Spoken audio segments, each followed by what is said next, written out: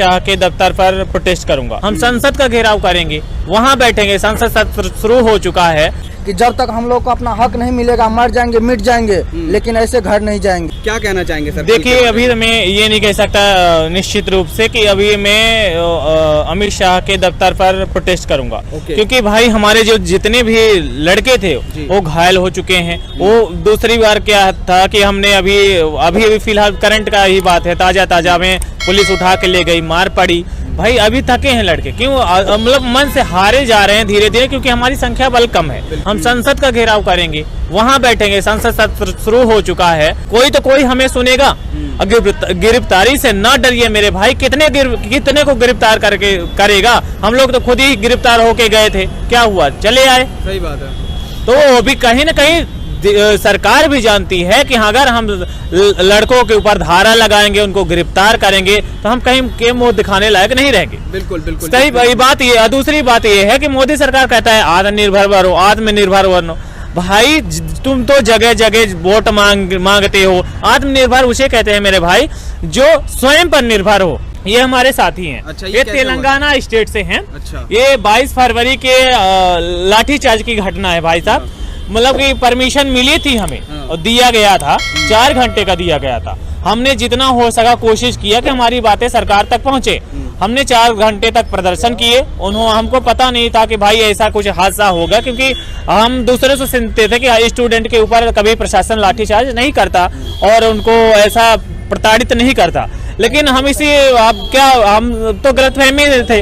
अचानक से 4 घंटे का हमारा जो समय पूर्ण हुआ, उसके बाद से अजय नाम के इंस्पेक्टर साहब ने ये उपहार दे दिया। अच्छा। मार के, मतलब कई लोगों को मारा, कई लोग घायल हुए, लेकिन इस बेचारे का ज्यादा कुछ हो गया।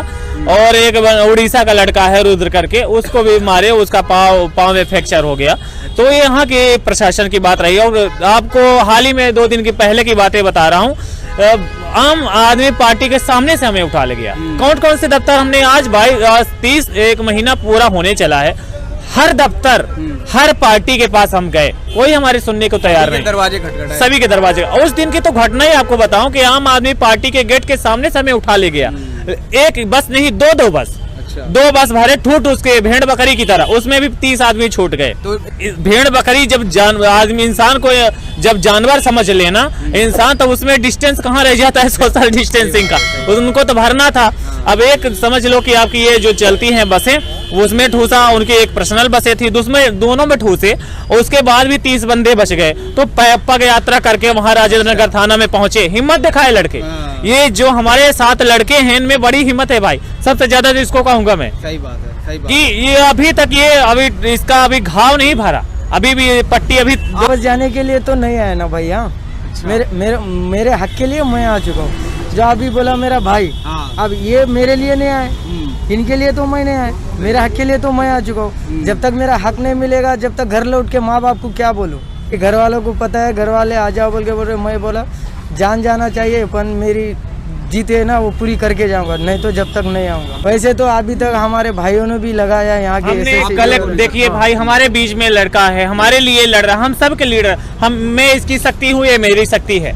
तो मेरा फर्ज बनता है कि मेरा भाई अगर घायल है तो हम कलेक्ट करके हम इसका जो है पैसे कलेक्ट करके इसका दवाई का खर्चा करवा रहे हैं, क्योंकि जो सरकारी अस्पताल है उस पे उसका प्रभाव नहीं हुआ।